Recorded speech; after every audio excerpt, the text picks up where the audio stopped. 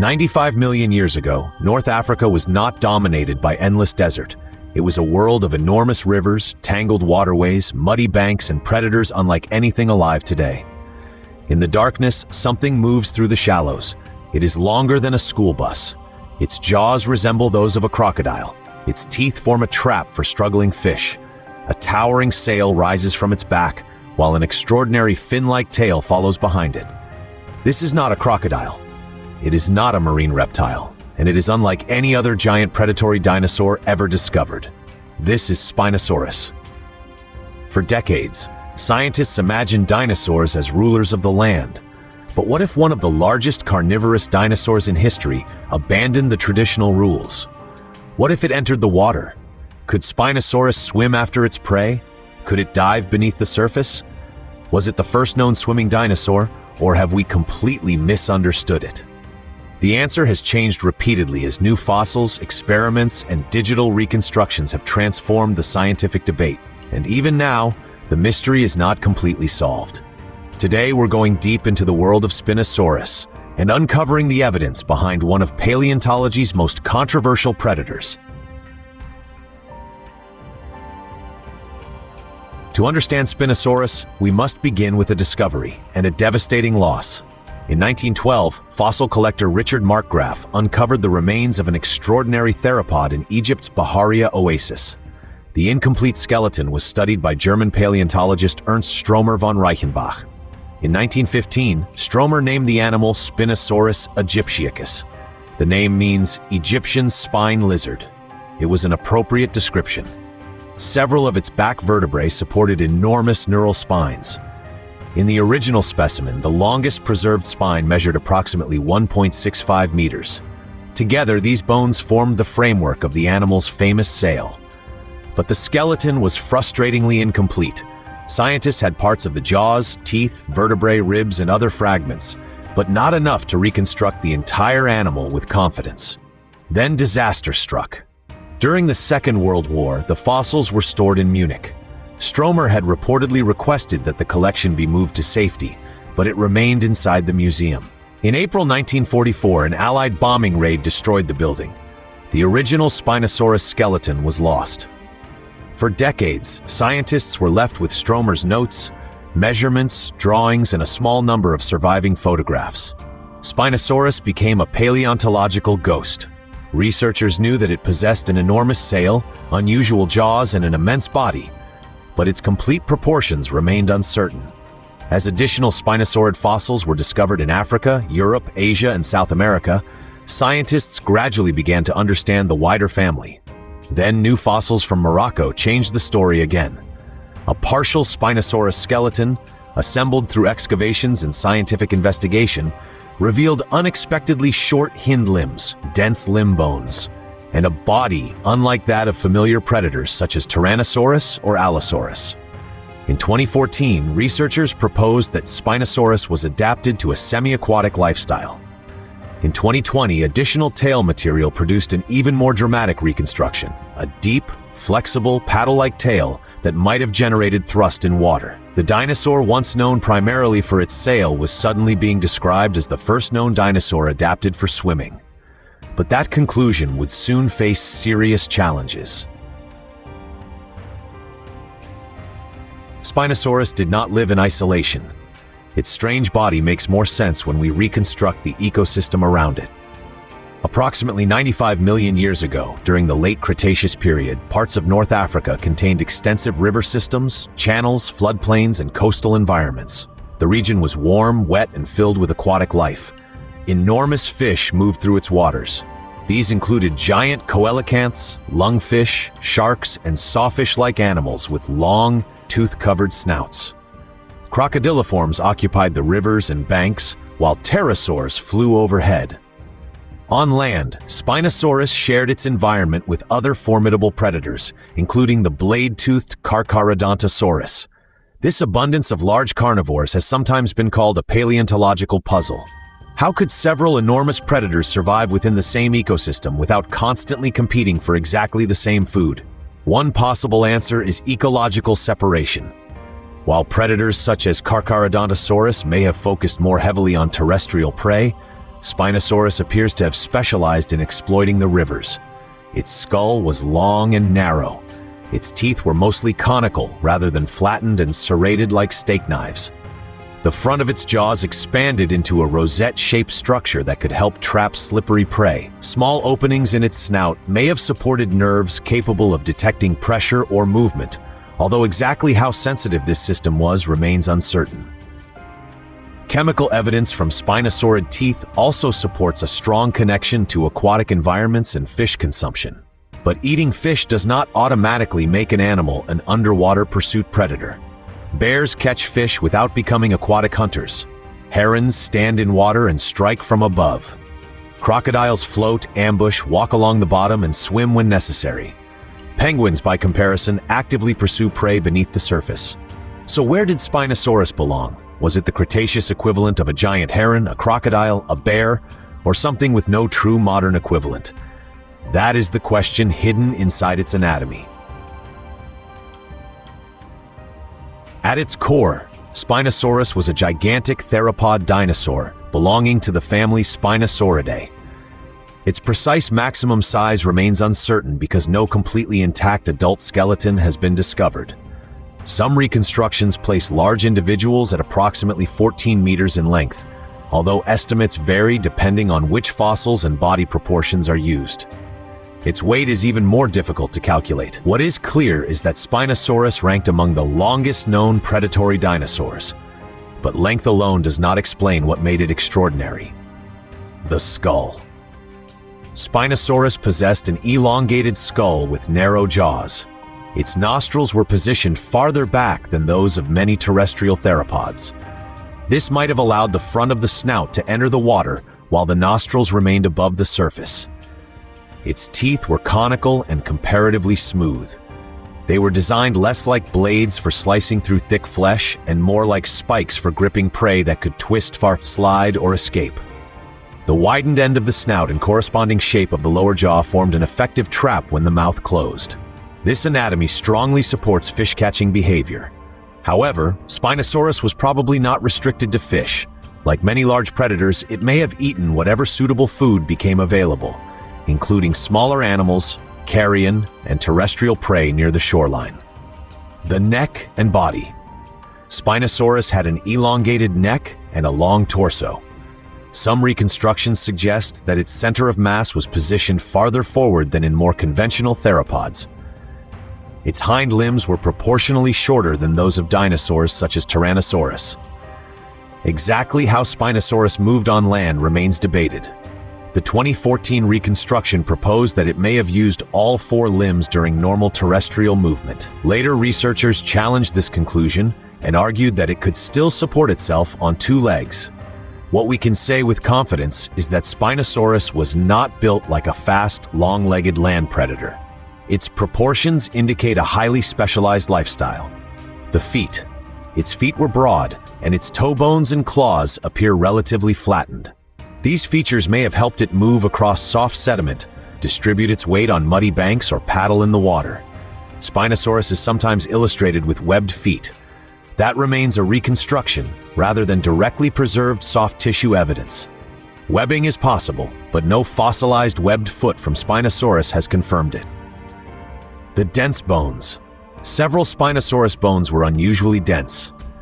Many terrestrial theropods possessed hollow or air-filled spaces that reduced skeletal weight. Denser bones can help aquatic animals control buoyancy by making it easier to submerge. In 2022, researchers compared bone density across a wide range of living and extinct animals. They argued that the dense bones of Spinosaurus supported underwater foraging. Critics questioned whether bone density alone could reliably identify diving behavior, especially in an animal with such unusual proportions. Dense bones are important evidence, but they are not the final verdict. The tail. Then there is the tail. New fossils revealed tall neural spines above the tail vertebrae and elongated structures below them. In life, these bones would have supported a deep, vertically expanded tail. In 2020, researchers tested flexible models of different dinosaur tails in a robotic apparatus. The reconstructed Spinosaurus tail generated substantially more thrust and efficiency than the tails of typical terrestrial theropods. This demonstrated that the tail could interact with water more effectively than a conventional dinosaur tail.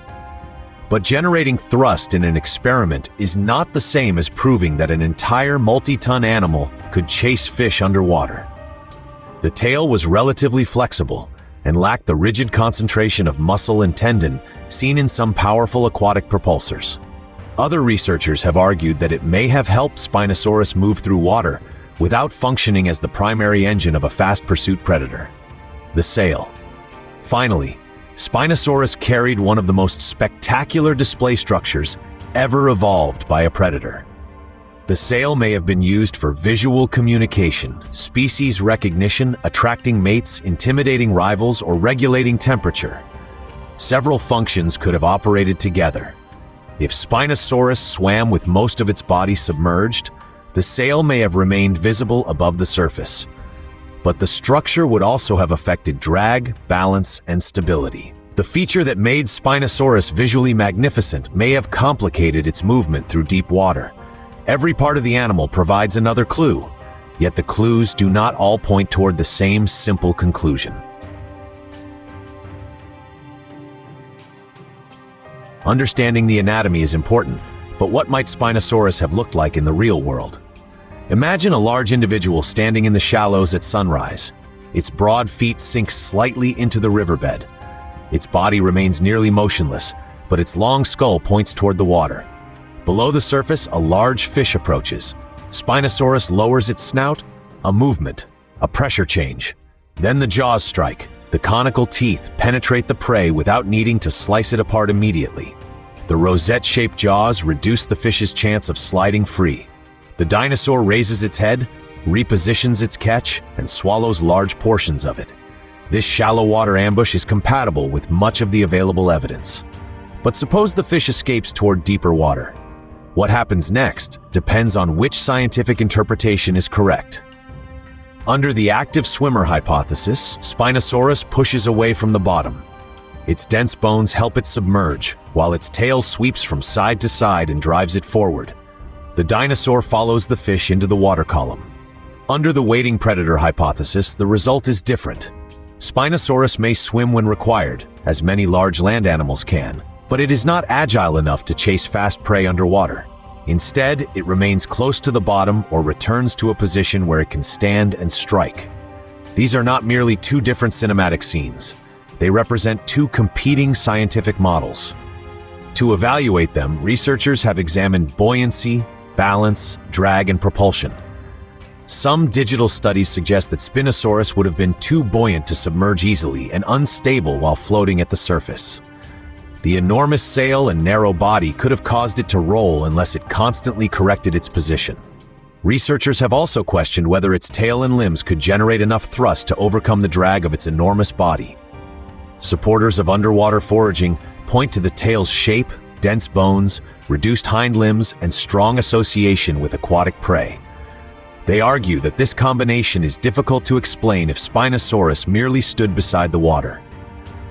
The disagreement demonstrates an important principle of paleontology. A fossil does not contain a recording of the animal's behavior. Scientists must infer that behavior from anatomy, geology, physics, comparisons, and experiments. Each new discovery can strengthen one reconstruction while weakening another. The safest real-world conclusion is that Spinosaurus had a stronger relationship with water than almost any other known giant theropod. It almost certainly entered aquatic environments. It probably fed heavily on fish. It could likely move through water. The unresolved question is not simply whether it could swim. The real question is how well it swam and whether it routinely pursued prey beneath the surface. Spinosaurus is surrounded by misconceptions. Myth 1. Spinosaurus was definitely the first dinosaur that could swim. Almost certainly false. Many dinosaurs probably crossed rivers or paddled when necessary. Fossil trackways have even been interpreted as evidence of swimming or bottom-walking dinosaurs. Modern birds are living dinosaurs, and many are excellent swimmers. The more accurate claim is that Spinosaurus may have been the first known non-avian dinosaur with an extensive collection of adaptations associated with a semi-aquatic lifestyle. That is much more specific than saying it was the first dinosaur capable of swimming. Myth 2. The tail proved that Spinosaurus was fully aquatic. The tail fossils dramatically strengthened the case that water was important to Spinosaurus. They did not settle every question. A structure can improve movement through water without turning an animal into a high-speed aquatic specialist. A beaver's tail, a crocodile's tail, and a penguin's flippers all interact with water, but they operate differently and support very different lifestyles. The Spinosaurus tail provided evidence of aquatic specialization. Its exact performance within the complete animal remains debated. Myth 3. Spinosaurus lived like a whale. Spinosaurus was not a fully marine animal that spent its entire life far from land. It still possessed functional legs and lived in environments connected to rivers, floodplains, and shorelines. Even the most aquatic reconstructions describe it as semi-aquatic, not as a dinosaur equivalent of a whale.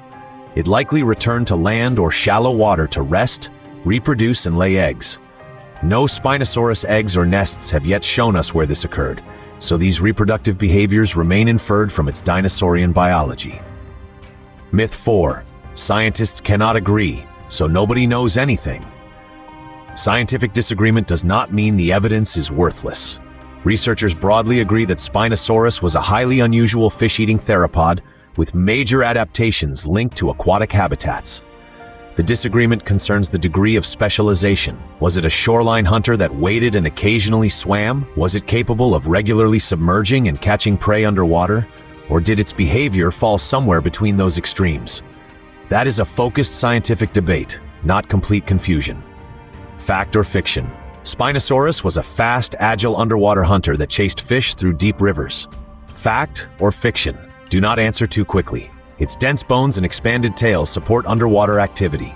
Its buoyancy, sail, body shape, and estimated propulsion raise serious problems for rapid pursuit. Based on current evidence, presenting it confidently as a fast underwater hunter would go beyond what has been conclusively demonstrated. But presenting it as a dinosaur that never swam would also ignore some of its most remarkable adaptations. What do you think? Was Spinosaurus a deep water hunter, a gigantic wader, or something in between? Tell us in the comments. Spinosaurus becomes easier to understand when we compare it with other predators. Spinosaurus and Tyrannosaurus. Tyrannosaurus possessed a deep skull, enormously powerful jaws, and thick teeth capable of crushing bone. Its body was supported by long, powerful hind limbs. It was a terrestrial predator.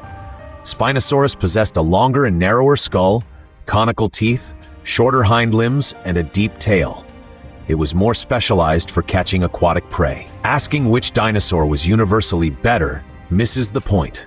Each evolved for a different environment and method of hunting. Spinosaurus and Baryonyx.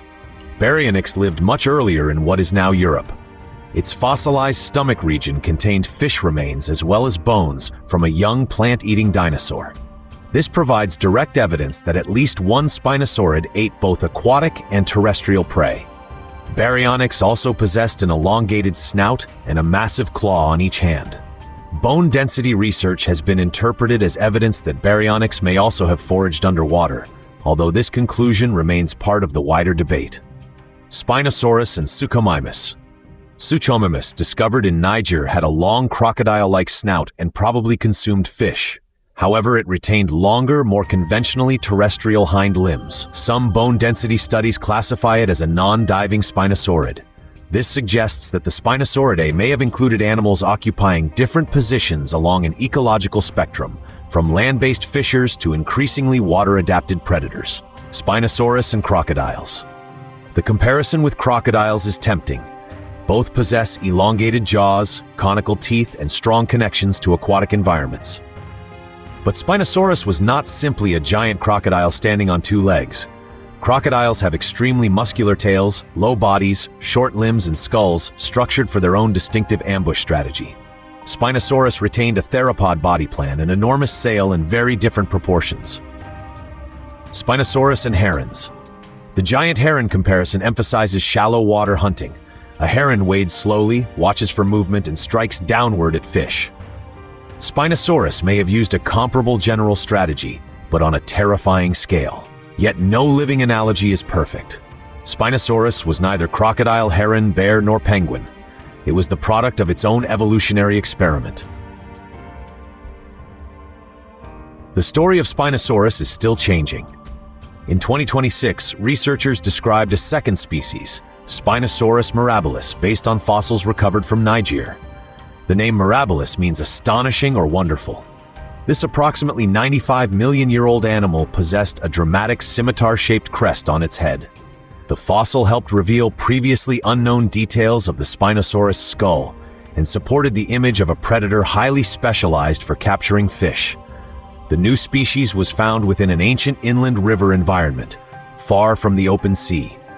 Researchers interpreted it as a powerful wading predator, comparing its ecological style to a gigantic hell heron. The discovery adds another dimension to the swimming debate. It suggests that different species of Spinosaurus lived beside major freshwater systems and possessed extreme fishing adaptations, but it does not necessarily prove that they hunted like underwater pursuit predators. Future discoveries could transform the argument again. A more complete adult skeleton could clarify the animal's proportions and center of mass. Additional tail fossils could reveal the distribution of muscle and connective tissue. Preserved skin impressions might show whether its feet were webbed. Trackways could tell us how it moved across land or through shallow water. New computer models may simulate muscles, lungs, air sacs, buoyancy, and soft tissues with greater accuracy. Robotic reconstructions could test complete body movement rather than isolating the tail. Chemical analysis of teeth and bones may reveal where individual animals spent different stages of their lives. Even artificial intelligence could assist researchers by comparing thousands of anatomical features across living and extinct animals. But any result would still depend on the quality of the fossil evidence and the assumptions built into the model. This is what makes Spinosaurus so important. It challenges the old idea that all giant predatory dinosaurs followed the same evolutionary pattern. It demonstrates that theropods could invade ecological roles once thought to belong almost entirely to crocodilians and marine reptiles. And it reminds us that science does not progress by preserving one unchanging image. It progresses by testing that image and being willing to rebuild it. Today, we discovered that Spinosaurus was one of the largest and most specialized predatory dinosaurs ever found. Its elongated jaws, conical teeth, and rosette-shaped snout made it a formidable hunter of aquatic prey. Its dense bones, reduced hind limbs, and deep tail reveal an extraordinary connection to water. But we also learned that the phrase "first swimming dinosaur" can be misleading. Other dinosaurs could almost certainly swim. What made Spinosaurus exceptional was the extent to which its entire body appears to have evolved around life beside, and possibly within, the water. Evidence suggests that it was far more aquatic than conventional giant theropods.